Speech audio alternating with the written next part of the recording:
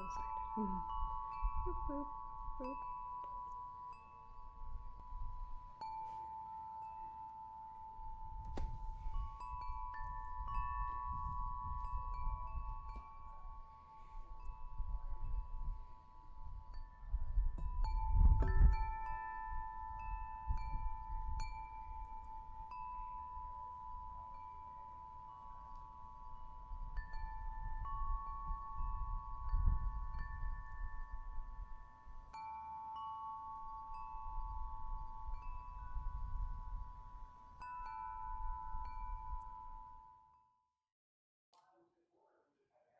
Imagine your mind is a garden. What kind of plants are growing there? Are they beautiful, life giving flowers? Are they small trees planted in pots? Or are there weeds of worry, fear, and selfishness? What kind of plants do you have? Maybe you've got some ants, some automatic negative thoughts that are chomping away on your beautiful leaves and breaking them down a little bit. What kind of path are you walking on? Is it a beaten path, one full of powerlessness, anxiety, tension, hardship, hard ground that doesn't allow for growth? Or are you tripping over stones, stress, tired, overwhelmed, feelings of not enough, edginess, and strain? Hmm? The Bible tells us to take every thought captive, to cultivate a garden that reflects God's truth. And so, as you visualize your mind as a garden, what kind of plants do you have? And I fully got, like many of you, I have a little bit of everything, including those potted plants where my limiting beliefs are preventing me from growing into this big flourishing tree just because I'm so bound by the roots, and other plants and sections. I've got the beaten path and the stones, and they all need some work. So today what we're going to cover in the discussion on the Daniel plan is chapter 6, and it's about focus and renewing the mind. So we're going to get into practical tools that are presented to help us pull out the weeds and plant the seeds of faith and healthy thinking. So I love the agricultural metaphors that the Bible uses. It's honestly part of the reason that I was inspired to name my business Whispering Fields Wellness, based upon the parable of the farmer in Matthew. So in case if we haven't met before, hi, I'm Sharon. As a profession, I'm a stress recovery coach, and I'm doing this particular project for fun and just to practice my video skills. As a stress recovery coach, I am absolutely fascinated by how the brain works.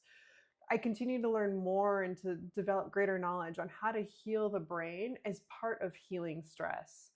The brain is just so fascinating. And the Bible talks about renewing your mind so many different times and in different ways. And this is real. This is not just a miracle that happens from a spiritual standpoint. This is physically. Neuroplasticity is how your brain just keeps adjusting and changing as you grow through life.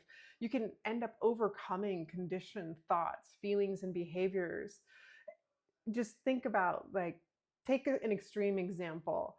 Someone that's struggling with addiction to alcohol or another substance, the biochemical bath that they have, it's not just from that substance. It's all of the biochemicals that the brain produces that's in there. So when you break that addiction and you detox your way through it, you are literally changing everything that happens inside your brain, from the biochemicals that it gets exposed to the neural pathways, because you have to undo the adaptation that the body made to the addiction.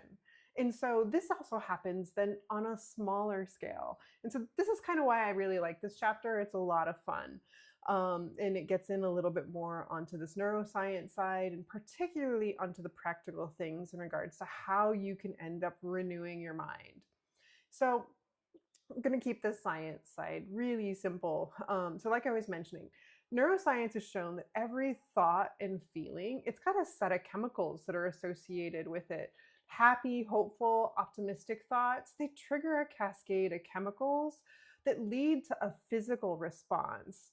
You relax, You soothe yourself, your hands feel warmer because your blood's able to get out to your extremities, your muscles relax, your breathing calms down and gets more steady and deeper, and your heart's in a healthier rhythm.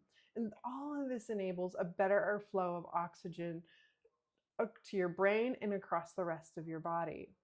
So let's just try this for a quick second. Just try and close your eyes and remember a time when you felt loved and just go into that memory. I'll give you a moment of silence to do that. How did you feel happiness in that memory? How did you feel that love? Think of the senses on that. Now, how do you feel? Do you feel more relaxed as a result of that? So, and that's just a quick example of what love and happy memories can do. So, just like you took that moment on demand, in essence, to think about love and how it felt and your memories of it that you have, it allows you to change that state of mind. The same thing can happen, though, on the negative side. So, angry, anxious, hopeless, helpless thoughts, they do the absolute opposite. You get stressed and tight, and your breathing goes shallow, and your cold hands, and you get unhappy. And so, depending on what kind of thoughts you have, you can be bathing your brain in the biochemicals of happiness or unhappiness. And for a lot of people, thoughts, they can be automatic. It's not just like we just did, where you did something intentional, where you're calling up the memory of something loving and compassionate. So we have random thoughts that pop through our heads at all the times, and every single thought's got a different complex set of chemical reactions, and it's an information from the past that's all connected to it. And so uninvestigated thoughts, particularly these automatic negative ones, the ants that I mentioned up in the intro, they can fuel so many different emotions: anger, anxiety, depression. These feelings lead into unhealthy behaviors. And so it's really important to work from the basic premise that our thoughts aren't true. And the Bible addresses this in a couple of different ways. And so the more that you learn to talk back at these lies that are going on in your head and these deceptions, and can discern that, and you can be compassionate, not just, hey, stop that you shouldn't be doing that, but be compassionate and understanding to it and seeking God's truth in these moments. This is how you can end up moving more from any of those automatic negative thoughts that are kind of like the root bound tree holding you in and preventing you from growing, to being able to be a fully rooted, healthy tree where you're able to grow with all of these more positive thoughts. And so, just quoting from the book, so often the little lies that we tell ourselves, these are the ones that keep us fat, depressed, and feeble minded. Being overweight or unhappy is as much a thinking disorder as it is a eating or mood disorder. So I'd love to hear your thoughts in regards to that. Drop it in the chat, in the comments. Let me double look over at my chat screen. There we go. Now I got it up. If you catch this on the replay, I will make sure I can get back to you on anything. I would love to hear what your thoughts are in regards to this. I know not everybody gets geeky about brain science like I do, or cognitive behavioral therapy exercises. So, but this book puts it really in an accessible way. It's not as technical as some of the other stuff. So if you are just following along and haven't actually read the book, it would be great for you to, I put that over the logo. It'd be great if you wanted to come back and take a look at it. So we're going to go deeper into the chapter then. There's a couple of subsections today, and they really focus on how to get practical. Because sometimes when you think about brain science and neurochemistry and neuroscience, it can feel really intimidating. Like I said, I want to turn this into practical activities that you can use so that you can improve your health style. And as you're pursuing a health style, that you use this to be able to get closer to God and stronger in your faith. So the first section's all about, is it true? So we just went over about how thoughts are automatic and or can be automatic and they're not 100% true. So then how do you discern what's true and what's not? So the key is to being able to interrupt and short circuit that thinking. There's so many conditioned thoughts. So unless you start building that self-awareness of them, you may not even be aware of how repetitive some of your thoughts are and how they you've got like your inner parent or teacher from when you were little still lecturing you about whatever had gone on when you were a kid. So when you tame your thinking and get your thinking to be accurate and based upon God's truth and promises, you're going to end up feeling so much better, not just in your thought life, but spiritually and physically as well. So, a couple of common lies that people hold in regards to getting healthy that can be holding you back. I can't afford to get healthy. It's in my genes. I can't find the time. I can't change. So, some of these things, if they're silently on repeat in that broken record in your mind, it's really going to make it hard for you to take those steps forward. So, with self awareness and learning to hear what's going on and just noting it, just record it objectively. No, don't put any emotion on it. Just note it down. That's when you can be able to go through and change these. So, on a simple level, before we get into anything more complex, let's just take a look at these four and talk about, are they true? I can't afford to get healthy. But can you not? Being sick is expensive.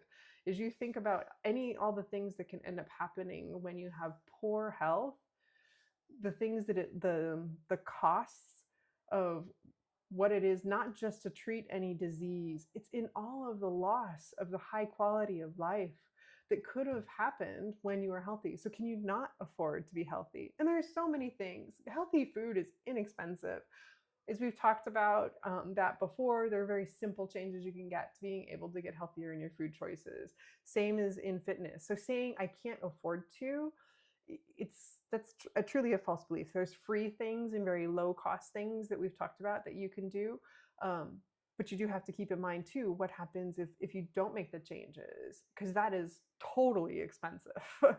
Your health is priceless, and what that does for your life and for the people that are in your life. So let's talk about it's in my genes. So again, this gets a little geeky, so you may not be aware of it, but only 20 to 30% of health issues are due to genetics. The rest of it's lifestyle. There are things that's in a newer science that's called epigenetics, where lifestyle factors turns on things that you might have a predisposition for. So you may be thinking that because a lot of the individuals in your family have heart disease or diabetic, and so you're predisposed for it. But if you keep believing that and you keep living a lifestyle that's going to take you on that path instead of taking healthier choices that's going to set yourself up internally to turn that off and go a different direction, yeah, it's going to feel like you're genetically predisposed for it, but it's not. This is part of the beauty of how God's designed our bodies. So I can't find the time. I hear this one all the time because I work with busy professionals and they're just trying to squeeze everything into the day. It's unsustainable to not take care of yourself. You've got to find the time in there, because you can't pour from an empty cup. You always need to have some kind of reserves and health and being able to take care of yourself in a sustainable way so that you can take care of others, so you can do your work, so you can give back. Whatever it is that you've got going on in your life, if you're not taking care of yourself first, you can't take care of others. It's kind of my view in regards to the golden rule, love your neighbor as yourself. If you're not loving and taking care of yourself, you can't love your neighbor. So find the time, and then you'll have the time for everything else that you want to in life. And I can't change. This is another one that's just, as you think about who you are today, are you literally the same person that you were 5 years ago, 10 years ago? I'm sure you've got enough data points to prove to yourself that that's not true. There's ways that you've changed throughout the course of your life in any way. So holding on to a strong overgeneralization of I'm never going to be able to change, that fixed thinking, that's an absolute lie. God has designed us and wants you to grow, and in particular to grow closer to Him. So this fixed mindset's not something that's true. You are built for growth. So that's the first part of recognizing whether your thinking is true or not. And so you can start shifting all of that. So whenever you hear some of these types of things, you can go, yep, that's not true. I absolutely know that's not true. So let me just put that aside and go think about something that is true, particularly things that are God's truth. So it can end up helping you find that optimistic view instead of the pessimistic view. So any questions or comments in regards to that before I get into more specifics on how we distort our thoughts? These other ways that you're thinking, it makes it hard to discern what's true and not. Okay. I don't see anything in the comments. Like I said, I will come back and check on that to see how things are going. So I'm going to go through and list out a number of different types of distortions and let me know if you've done any of these. Personally, I know that every single one of these categories at some point has applied to me, and it's just a matter of learning to recognize them and then being able to come to change that thinking. And like I said, it's not to combat it. You don't want to it's not a bad thing. It's just recognizing the pattern. It's served to protect you in some way and to help you to succeed at life, to get to today. It's just now as you look to move forward and have a healthier lifestyle, it needs to change so that you can change and grow from that standpoint. And these negative thoughts, these are typically negative. They reflect your insecurities, your inner critic. You may not even be aware of some of these just because they've been background noise for as long as you can remember, because it's just been part of your coping mechanism since you were a little kid. So these are just 6 different ones. There's a whole bunch of other distorted thoughts, but I figure these are the ones that they mentioned in the book, and they're a short, simple way to get started. So the first is overgeneralization. And this is using things like always, never, every time, everyone, these big broad brush strokes. It's like the I can't change. I never can do anything right. It's so easy to find one data point to show how that's not true and you've overgeneralized. So that's one pattern. Then thinking with the feelings. So I often hear this and see this as, I feel like a failure, I feel abandoned, or you're associating who you are with how you feel. Like, I am tired, I am alone. So that's not your identity. You are not alone. You are not tired. That's not who you are. And so when you lead with these feelings or over associate yourself with them, it can lead you in different directions instead of having good, clearly recognizing the truth in your thoughts and then moving from there. You want to acknowledge your feelings, but you don't want to let them chase you down the merry-go-round of, I'm feeling stressed and I need to go get a cookie to solve my stress. That's like a feelings-led type of feelings leading into action. So the third one's predicting the future. And this can go in multiple ways. A lot of people think about where it's the worst case scenario. This is going to be a disaster, the worst thing that can happen. That's one direction it can go. And I'm sure that you can figure out different ways to poke holes in that to figure out what's true and not true. The other version of it is, the grandiose, overblown, setting yourself up for high expectations. And I see this a lot in people I work with because they have a lot of perfectionist, overachiever tendencies. And so they're always looking at, okay, like, how can I set the standards as high as possible for myself? And then it makes it really difficult for you to get there. So predicting the future can go both ways. None of us are designed, well, maybe you have the gift of prophecy. I have not personally met someone where you can predict the future. As far as I know, God's the only one that knows it, and we just have to deal with what we got. And that's the truth of it. Moving into the fourth one is blaming, victim thinking. And you can see how that can keep you into like a negative space. So just learning to recognize if that's something you have a predisposition for. Denial. This is just blocking the truth. No, I don't do that. Or it's so like if you're one of these people that stress eats and goes and gets the cookie because you want the comfort from the food instead of seeking comfort from something else, but you're denying that. That's an example of denial.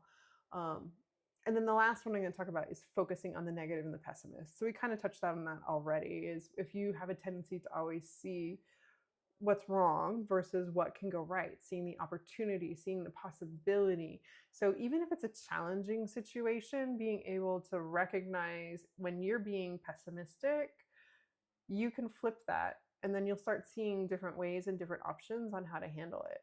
So these are 6 different common thought distortions. And so it's a very practical exercise.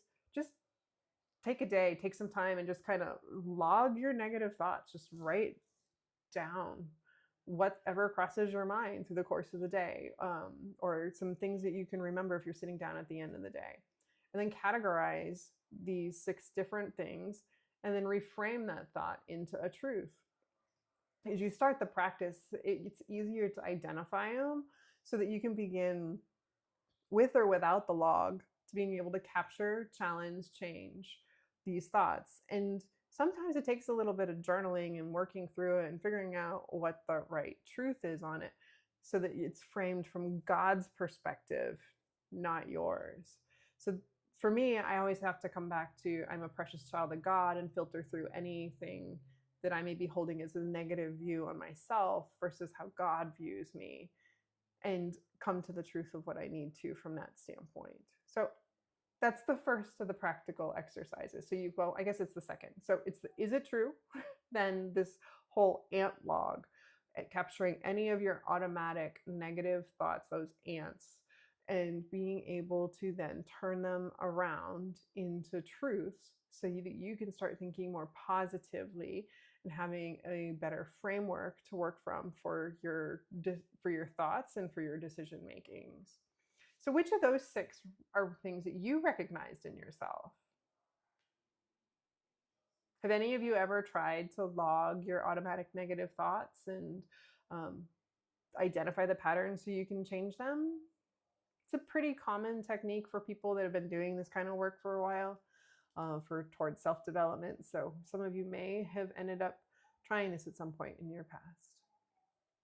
So moving along, gratitude.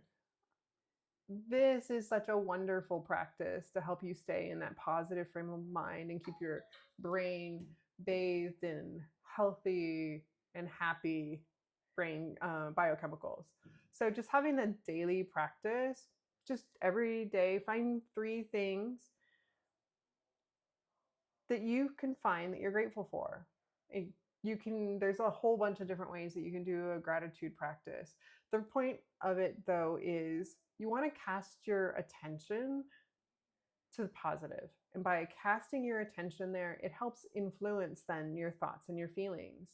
And there's been a couple of studies on this. And so just a few weeks of doing this on a daily basis, it makes a proven difference to your level of happiness and stress reduction. So the more you can incorporate it, this is a super simple way to kind of get yourself a healthier and a more positive mindset to approach all of the changes that you want in your life. And there's another approach that they mention in here, and I've gotten to this one a little bit more through the course of my day. The author, Dr. Hyman, he uses, based upon the inspiration from 1 Thessalonians 5:16-18, about rejoicing always. He keeps a running log through the day. He just has a little sheet of paper and he just notes anything down and just runs the process through them then at the end of the day. The way that I use this and think about it is anytime I find myself getting into some of like a negative space or anything, I just use it as a moment to say thank you to God and to praise through the day and just keep reframing in the moment, to help to being able to do that. So gratitude's a great practice to keep you in that positive mindset. And while the book doesn't talk about it, you can do the same things for kindness, forgiveness, patience. So kind of depending on what resonates with you. Maybe you need to focus on your relationships more with other people than your negative thoughts. It's your thoughts about other people. Kindness might work for you, or forgiveness. So you can use this particular approach in other types of ways as well. And cultivating even more of these fruits of the spirit can end up helping you to renew your mind through just by changing that brain chemistry that's being triggered by all of your thoughts and your feelings. So, gratitude practice. Any thoughts, comments in regards to that? What's your favorite tool for gratitude practice? Are you one of those that loves the journal at the end of the day, a running log, just regularly just chatting and praying to God all day in praise? Something else? I've got a couple of other ones. So if you want a set of tools, I do have a free download that I developed for something else that I'm willing to share that includes a gratitude practice on it and a couple of ways to handle the ants, those automatic negative thoughts. So do just mention it in the comments that you want the guide, and I will get that over to you via a DM. So moving into the last section of this chapter, it's all about perceptions. So I'm going to see if I can do this with the whiteboard. Not kind of, sort of. There we go. Situation. I'm pointing the wrong way. Situation, perception leads to reaction. So when you have a situation, you have a choice of how you're going to perceive it. And so by taking a look at your thoughts and the feelings that happen based upon that circumstance, then you can react. So if you're just automatically allowing your thoughts to guide your based upon prior experiences and you're not stopping and interrupting them, it's going to feel like your reaction's automatic. I can't change how I respond to this situation because of whatever your excuse is. Because sometimes it's just so conditioned. You've been doing it for so long. So if you can find anywhere along this pathway, particularly in regards to your perception, according to this book, then you can end up changing the way that you react. In my work, I know that there's much more complicated models and other ways to do this, but I'm going to stick to the model that's in the book. So by changing your perception, your interpretation that's based upon your inside world of whatever's going on around you, that's how you can end up changing your behavior. So if you're worried about your resistance to working out, that's part of what you want to catch in that perception. Or eating healthier, you want to capture whatever is that set of thoughts and what your interpretation is of the situation, and then you can change your behavior. So as you think about it, you can't change what happens to you. There's events, people are doing things and that impact you, so you can't change that. So, but you can change your perception and your reaction. So part of this surrender, part of how you can bring God into this exercise is to surrender how this situation is. Don't hang on to the woe is me, bad things happen to me, because that leads to unhealthy coping. So if you say, okay, the situation, I can't control it. God's got it. He wants good things for me. He has a plan for me, positive things so I can grow closer to him. If you can get that type of perception on the situation and kind of surrender that, okay, I don't have control. I am choosing how I can perceive this and then how I react, you're going to get to healthier coping.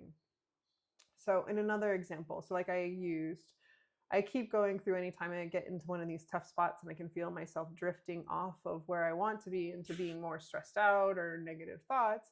I just keep pulling myself back to, I am a precious child of God's, and anything that's going on in my life, these are opportunities to grow closer to God. And that helps me lead into healthy coping, choosing to do something that's healthier for me, so that I can end up owning just that one step, whatever is my reaction that I have to that situation.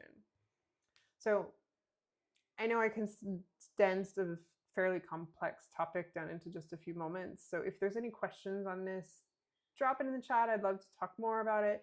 I get more into this, into some of my other work with a little bit more getting into the models to make this a little bit simpler for you. But really, it just comes down to the simple piece. What happens to you doesn't dictate what you do. You have control over what you choose to do. Okay, you can change your interpretation, which will change your behavior, or you can end up changing it at another point in the stream at the behavior level. But oftentimes it's easier to, so depending on what you're facing, it could be easier to change it at the perception or at the reaction, the behavior level. So just kind of tying all of this up together. So that was a number of different practical exercises of what you can do to intervene whenever you catch these negative thoughts and you find yourself getting into unhealthy behaviors. Look at what your thoughts are, look at what your feelings are, so you can intervene and change it so that you can renew your mind. So the book pulled this out is around Philippians 4:6-8. I'm going to go ahead and read it and then I'm going to break it down a little bit more. But I think this perfectly summarizes everything that we've talked about today and really what God's word is inspiring us to do in regards to our mental health. Do not be anxious about anything, but in every situation, by prayer and petition, with thanksgiving, present your requests to God. And the peace of God, which transcends all understanding, will guard your hearts and your minds in Christ Jesus. Finally, brothers and sisters, whatever is true, whatever is noble, whatever is right, whatever is pure, whatever is lovely, whatever is admirable, if anything is excellent or praiseworthy, think about such things. Doesn't that beautifully encapsulate all of these different ideas?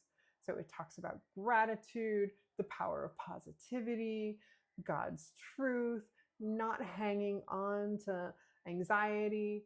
It talks about this perception piece, but in every situation, by prayer and petition with thanksgiving, present your requests to God. This is that moment in there where the Bible is telling you can change your perception of the situation so that you can guard your heart and mind in Christ Jesus. So beautifully the way that Paul in his letter to the Philippians ended up presenting that out. Like I said, if this is a topic you want to go deeper in, I do have some free things that I typically share with my clients. I'm more than willing to share with you just because it's so pertinent to this particular topic from that standpoint. And so just then as we get to the end, just to close in prayer.